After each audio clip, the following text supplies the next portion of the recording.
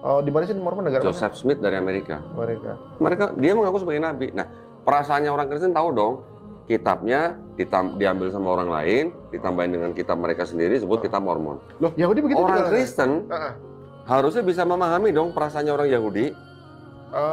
Kitabnya orang Yahudi diambil menjadi kitabnya orang Kristen. Tapi udah pernah nyoba dialog dengan mereka yang paham Injil kan? Paham Bible kan? Udah pernah kan gitu. Sudah. Sampai sekarang masih dialog nih sekarang. Justru sekarang lagi nyari. Jadi sampai sekarang ini kan sering dialog gitu. Iya. Belum ada yang menemukan apa namanya mengembalikan trustnya itu. Jadi gini. Di dalam kitabnya orang Yahudi tidak ada yang namanya satupun nubuat untuk Yesus di Perjanjian Baru. Menurut orang Yahudi, di dalam kitabnya Yahudi. Tetapi setelah ini menjadi ini, di sini kitab yang sudah diterjemahkan ke dalam bahasa Yunani ini diresensi. Tahu ya resensi ya? Ya. Diresensi oleh bapak-bapak gereja dari mulai abad kedua, ketiga, keempat, sehingga kitab ini yang dari bahasa Ibrani menjadi Yunani ini menjadi seolah-olah berbicara mengenai Yesus di Perjanjian Baru. Gitu loh. Jadi ini setelah dijadikan satu, orang Kristen akan klaim bahwa Yesus yang di Perjanjian Baru itu sudah dinubuatkan di dalam PL. Ya. Tetapi sebenarnya kalau kita tanya ke Yahudi yang punya kitab ini, ada nggak di dalam sini nubuat untuk Yesus? Tidak ada sama sekali. Iya, karena belum lahir juga. Hah? Loh, namanya nubuat kan memang belum lahir. Tetapi tidak ada nubuat satupun untuk Yesus di dalam Perjanjian Baru. Menurut orang-orang Yahudi yang punya kitab ini. Di sini nggak ada? Nggak ada sama sekali. Tapi mengenai Muhammad ada nggak? Nah, kalau untuk klaim Nabi Muhammad SAW, itu kita juga harus berbicara mengenai konteks. Saya gini, kalau kita baca surat di Quran di surat Al-A'raf 157, mereka beriman kepada seorang nabi yang ummi, ya, terus yang namanya tertulis di dalam Taurat dan Injil. Oke. Karena saya sudah mempelajari kitab ini, saya sudah berani mengambil kesimpulan bahwa yang disebut dengan Taurat, Zabur, Injil, yang disebut oleh Quran itu bukan Bible-nya orang Yahudi, bukan Bible-nya orang Kristen. Oke. Jadi kalau di dalam surat Al-A'raf 157 dikatakan bahwa namanya tertulis dalam Taurat dan Injil, kalau di sini nggak ada namanya wajar karena ini bukan Taurat dan Injil yang dimaksud Quran gitu. Oh iya, jadi begini, umat Nasrani itu merasa bahwa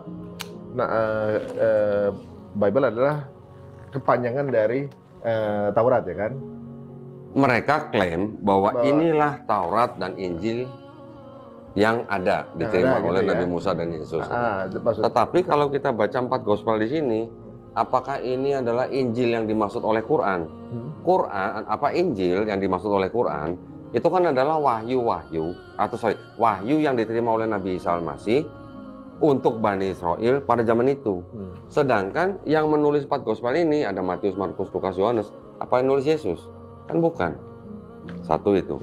Kedua, ternyata nama-nama di dalam gospel ini, Matius, Markus, Lukas, Yohanes, itu adalah nama-nama yang diatributkan oleh bapak-bapak gereja di abad kedua. Ya.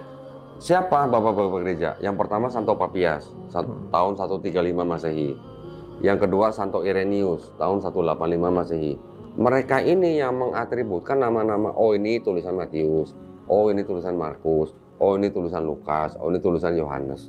Bisa aja salah, bro. Padahal nama-nama ini itu hanya atribut. Di dalam 4 gospel ini tidak ada satupun ayat ngaku saya bernama Matius, saya bernama Markus, saya bernama Lukas, saya bernama Yohanes. Nggak ada, Mas. Jadi 4 gospel ini semua penulisnya adalah anonim. Jadi nggak tahu Matius siapa gitu? Iya, tidak ada namanya. Matius bin siapa gitu nggak ada? Tidak, itu hanya atribut dari Bapak Gereja. Zaman sekarang ada sebuah website namanya USCCB, United States Conference Council of Bishops, gitu ya, konferensi wali-wali gereja Amerika Serikat. Di website mereka itu ada Bible, setiap kitab itu ada pendahuluannya, introduction. Untuk 4 gospel yang ada di dalam Bible, mereka sudah berani menyatakan bahwa bukti-bukti yang ada tidak mendukung bahwa si penulis itu bernama Matius, Markus, Lukas, Yohanes. Jadi artinya, tambahan lagi bahwa ahli-ahli Perjanjian Baru zaman sekarang pun sudah berani memastikan bahwa penulis-penulis 4 gospel di sini ini pertama bukan saksi mata langsung.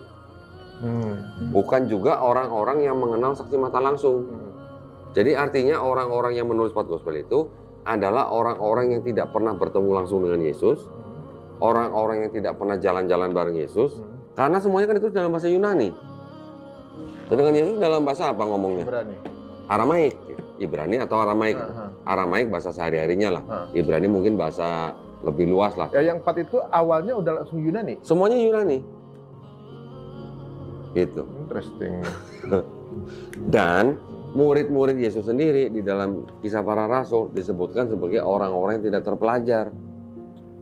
Bagaimana orang-orang yang tidak terpelajar bisa nulis dalam bahasa Yunani? Mereka orang-orang yang sehari-harinya ngomong Aramaik. Gitu.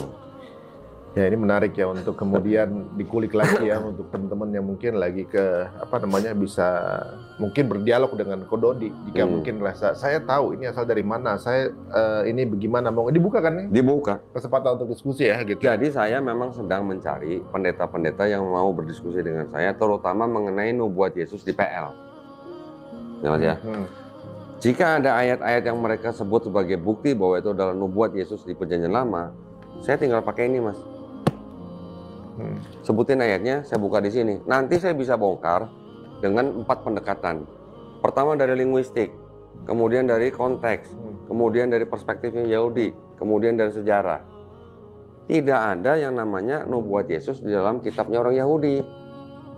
Kalau orang Kristen bilang Yesus dinubuatkan di PL, itu adalah klaim mereka, klaim sepihak. Tapi kalau kita kembalikan ke dalam Bible-nya orang Yahudi, secara linguistik, secara konteks, secara sejarah, secara perspektif, tidak ada sama sekali. Ya, tapi kalau misalnya walaupun bagaimana juga ya kan, Islam itu adalah Quran adalah kitab pelengkap atau juga mungkin bisa jadi kitab yang turun sebagai melengkapi kitab-kitab sebelumnya kan, Ahlul Bait ya. Gini. Injil, Taurat, Zabur gitu. Tapi bukan yang ada sekarang kan gitu. Ya. Quran itu mempunyai 3 fungsi, Mas. Yang pertama dia adalah musodik. Musodik artinya membenarkan kitab-kitab yang diturunkan sebelumnya, Taurat, Zabur, Injil. Setelah itu yang kedua adalah sebagai al-muhaimin, batu ujian, pengoreksi. Jadi batu ujiannya atau standarnya adalah Quran. Yang di kitab-kitab sebelumnya yang dipahami salah dan segala macam itu dikoreksi oleh Quran. Kemudian yang terakhir fungsinya adalah sebagai al-mubayyin. Artinya dia sebagai yang menjelaskan kesalahan-kesalahan tersebut. Contoh misalnya seperti Nabi Isa tidak dibunuh dan tidak disalib. Yang disalib adalah orang yang diserupakan. Itu adalah bagian dari penjelasan apa yang dianggap salah di dalam kitab-kitab sebelumnya. Kalau dikoreksi misalnya contoh, Mas pernah dengar nggak atau pernah baca nggak di Quran kisah tentang Nabi Nuh misalnya mabuk anggur telanjang di Quran? Nggak ada. Pernah nggak dengar Nabi Harun, abangnya Nabi Musa, membuat patung sapi untuk disembah berhala? Nggak ada. Nabi loh. Ya. Pernah nggak dengar cerita Nabi Daud berzina sama Binor? Nggak ada. Pernah nggak dengar kisah tentang Nabi Sulaiman atau Salomo itu pernah musyrik? Nggak ada. Pernah nggak dengar kisah tentang Nabi Ayub yang diuji oleh Allah SWT? Yang diuji, tetapi dia menghujat atau menyalahkan Allah karena dia menerima ujian gitu? Nggak ada juga. Nggak ada. Di Quran nggak ada kan? Di dalam Bible begitu ceritanya, Mas. Nah, jadi dikoreksi oleh Quran, gitu. Nggak ada yang namanya Nabi Daud itu berzina dengan Binor gitu. Yang ada Nabi Daud pernah membuat sedikit kesalahan pada waktu beliau dipertanyakan oleh umatnya.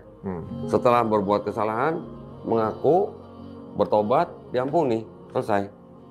Ya, sebenarnya Karena sekarang dengan belajar kristologi seperti ini, Mas, saya sudah bisa membuktikan bahwa ternyata yang menulis 5 kitab Musa bukan Nabi Musa sendiri.